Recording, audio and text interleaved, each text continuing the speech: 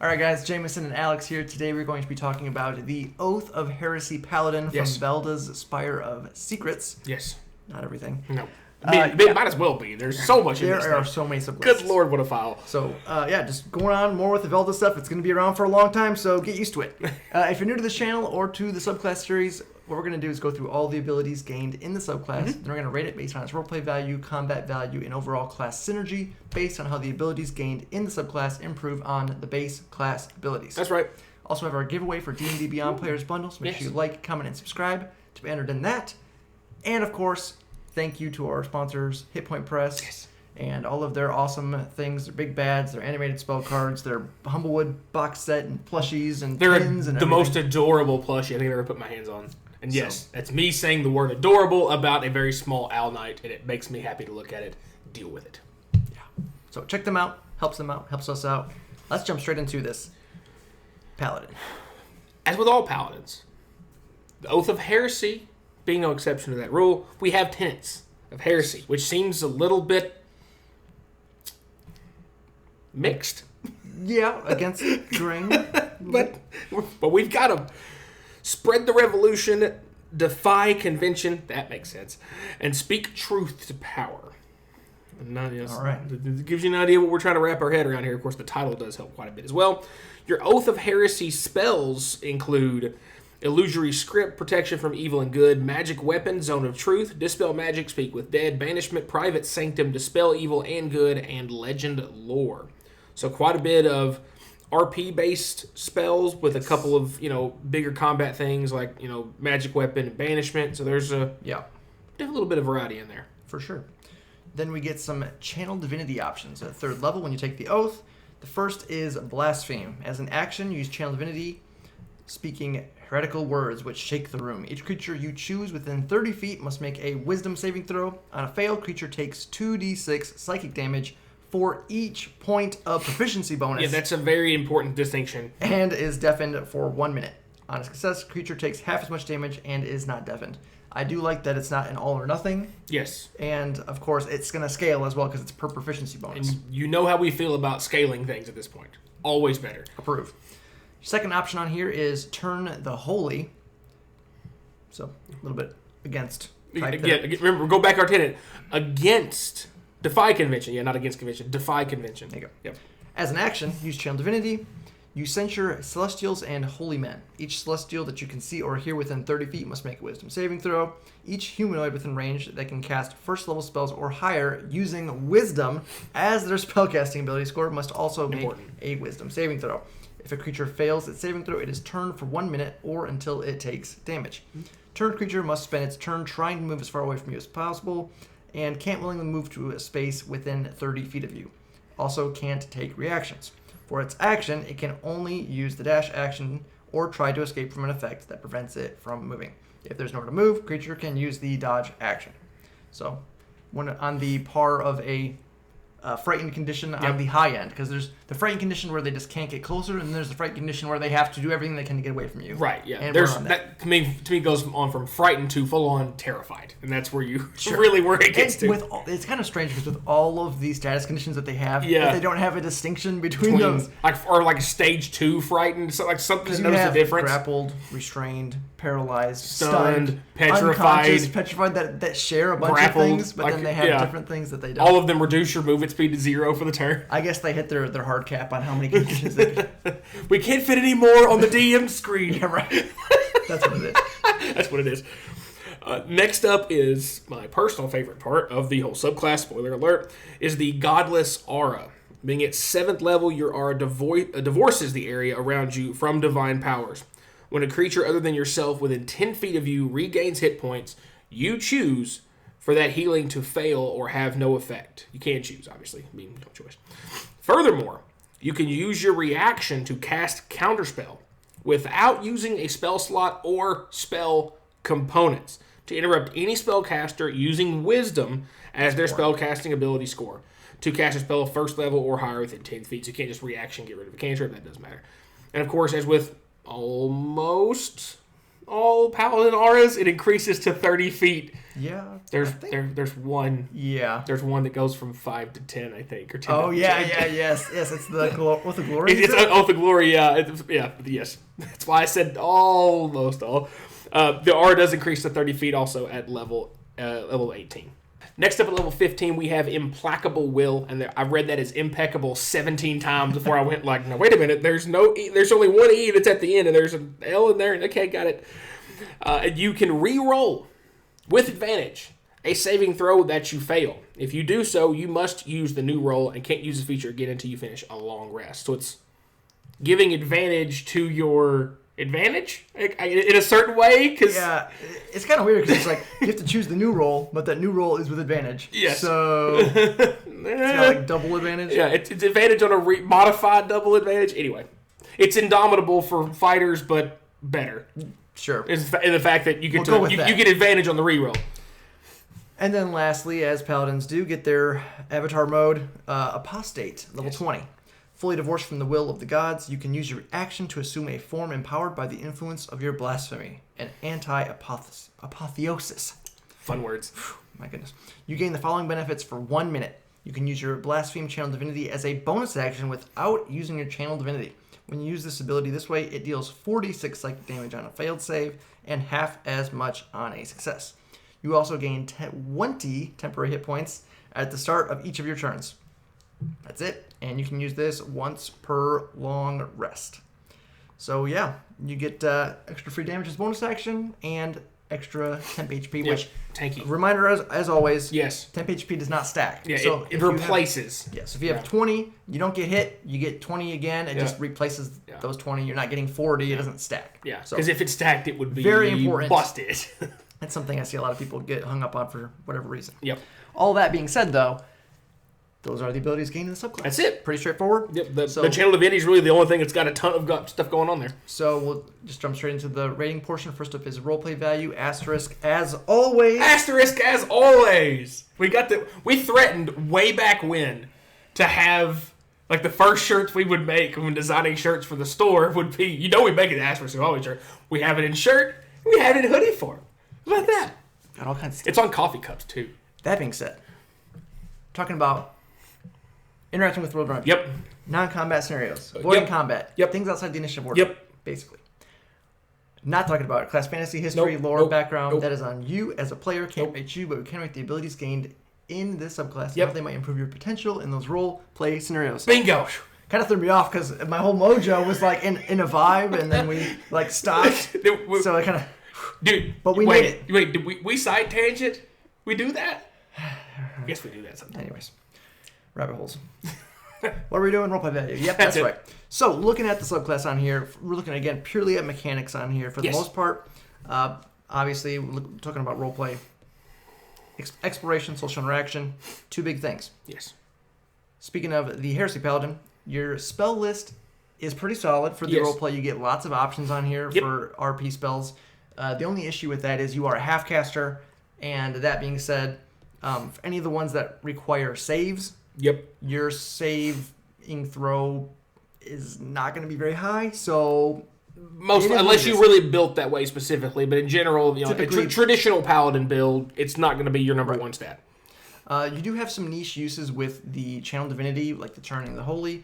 Could be used in certain circumstances, maybe at like a temple or something, trying to intimidate some people. I don't know, but it is definitely more niche because it is with Celestials. And for the most part, Celestials tend to lean on higher CR. So the chance of you running into them is going to be a lot lower early on. Well, I think even through the first 2 books that had monsters in 5th edition, I think the lowest CR in Celestials is 4. Yeah. Which is Bakuaton, right? I think most of them are, 8, 9, and higher. For the most part. Yeah. There's a few that kind of stick out, but for the most part, they tend to be... There's certain monster categories that kind of skew, like dragon. There are young dragons and stuff, and wormlings. But for the most part, a chunk of those are middle CR and higher. Right. Same thing with demons. There's a few little bitty ones, but they get it up there in a hurry. Yeah. All that being said, that's pretty much it. I mean, we give a little bit for the tenants as we always do. Just because the way that the paladin class in general is built. is the DM can really reward or punish players for not following their tenets. Yes. So we kind of always give a little bit to that because it kind of gives you a guide on how to play the character that other classes don't get. So a little bit of bonus on there. We just went with a 2.5 out of 5 for the roleplay department. Not a ton going on here, but for what it is, you have some niche options. Yep. And again, with the fewer choices for RP, that does leave more room for the combat to shine through, and obviously that is the case with this one. The Blaspheme Channel Divinity, the fact, again, anything that scales is always going to be a better option. I love the fact that both this is Unearthed Arcana, not official Unearthed Arcana, but it's homebrew material, and some of the newer 5th edition of Wizards of the Coast official stuff is using proficiency bonus as kind of a scaling option for a lot of mechanics. Proficiency bonus uses per day. So even if the ability itself is not super impactful, at least you're getting more of them as you level up. The same thing with this, you're getting more damage out of that Channel Divinity ability. And it is psychic damage too, so it's a very, one of the best damage types you can have because very few things resist psychic damage. Turn the Holy, like Jameson said. Celestials in general, higher CR, that's the chances of that being super impactful and making them afraid of you. And you got to come run into Wisdom, casters for that part to work. If you don't run into those, because Celestials is a common creature type in general, that's probably going to be less useful, more of a very impactful flavor thing if it does attempt to come up. Then again, as I said earlier, spoiler alert, from previous, we get to the Godless Aura, which is my favorite part about what this subclass offers, is the fact that you can just choose to negate healing of any kind. It does not specify in here magical healing, regeneration healing, any kind of healing, whether it's spell-based, a passive ability the creature has, like a Troll's Regeneration. You can just choose for that to negate with no save or anything. Just cancel it. And then you can just cast Counterspell at will. Granted, it is only against Wisdom casters. Right. So that's where your kind of trade-off comes. Like the fact that if you come across a Wisdom caster, they're going to hate you. Yeah. It's But going to be brutal. if you come across a bunch of, sorcerer, warlock, wizard types that are using intelligence or charisma to cast, which charisma seems to be, the most, I would say the most common of those. A lot of, innate spellcasters. A lot of innate ones, dragons and stuff like that, unless you get the green dragons for whatever reason, they're intelligence. It's weird. But charisma definitely the most common, at least in what I remember seeing, doing some research and everything. But the fact that if you do come across a wisdom caster, whether it's a celestial or a cleric druid NPC kind of thing, you can make their life miserable by just casting Counterspell for free on loop and all it's costing you is your reaction. There's no other limitation to that besides just has to be a wisdom caster. And again, wish the aura would get bigger sooner. Yeah, that's a general paladin thing. I wish it would go from 10 to 20 at level 13, 14. Yeah, paladins are late game, but classes for sure. 15, you get in the fact, the re-roll with advantage on a failed save. You can choose to do it. It is once per day, so it's important when you use it, but could be the difference in you making it or failing a big save. Definitely. So if you're getting slapped with a big AoE spell or a dominate person kind of thing and you fail that save, you got that in your pocket for when you really need it. And of course, as Jameson calls it, the avatar mode for the capstone. It's correct, as always with these. I like seeing ones that are different and stick out, and this one definitely is the case, because it basically lets you use a weaker version of your Channel Divinity. It would be weaker at that point. It's 4d6, because it would be... level 20, 12d6, yeah. But it would be 12d6 if you use it. So it's only a third of what its normal damage would be, but you could do it as a bonus action on loop without using your Channel Divinity. And the temporary hit points just let you get some extra damage in with your bonus action every turn and give you more temp HP every single turn. It's it's not some huge effect, but it just makes your whole self more complete for a solid minute there, and it makes you pretty fearless to do whatever else you want to do with that. Yes. Score-wise, we went with a 4 out of a possible 5.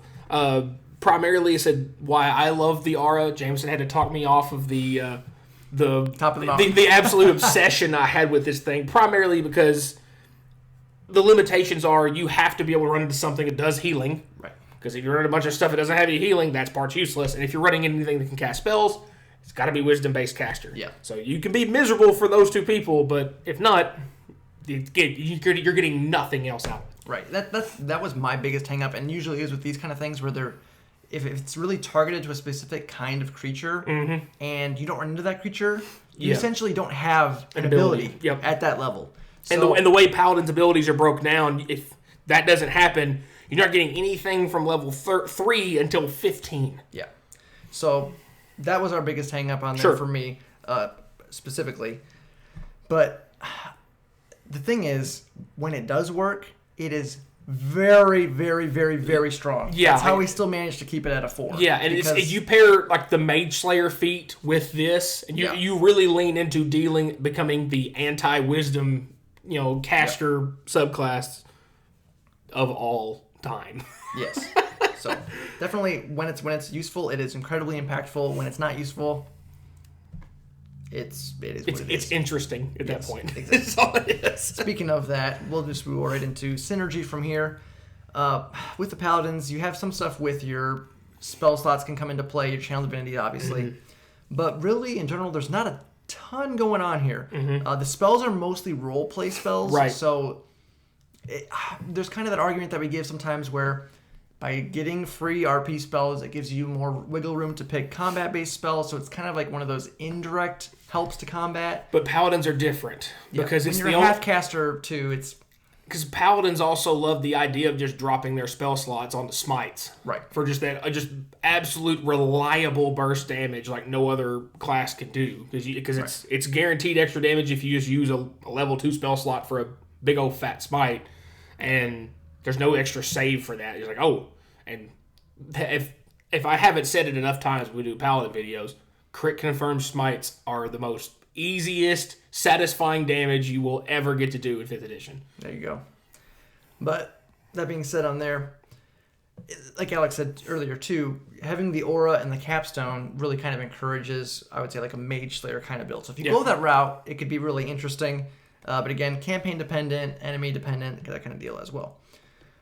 And then the only thing that really had me hung up, I say that as I'm saying all these little asterisk things. The thing that probably hung me up the most, that was really strange to me, is that your Channel Divinity requires a Wisdom save. Yes. But you have bonuses against Wisdom casters. Yeah. Why? Like I get it. I guess maybe the reason they did that is because if you're not running into Wisdom casters, you got something you can do against them that's gonna be more effective. Yeah. But then like the second part, though, turn holy, they use their Wisdom. It has to be a creature that can cast with Wisdom spellcasting. Yep. They're gonna make the save. Yeah. Like if that's their primary stat is Wisdom. Yes. Then they're gonna make that save. So it's just a little awkward to me that that's a thing. But yep. So that kind of hung me up a little bit on there too. So we just went with a 2.5 on the synergy. Yeah, with a lot of the spells you get being focused on RP as well, so it's fighting the whole smite mechanic that Paladins get, and it could very well go to like a 4.5, 5 in combat and a 3.5, 4 in synergy if you're running into Celestials and enough Wisdom casters where you can really exploit it. Right. But because you don't know that, it's kind of hard to score it any higher than we did. Right, exactly. I think that really is the good summation of the scoring process there. But yeah, that's it, guys. An interesting kind of build on here for the Heresy Paladin. Let us know your thoughts down below. Thanks again to our sponsors, Hit Point Press. Make sure you check them out, all their stuff that they constantly got coming. If you enjoyed the video, remember to like, subscribe, hit the bell notifications so you know whenever our new videos are coming out. And as always, thanks for watching.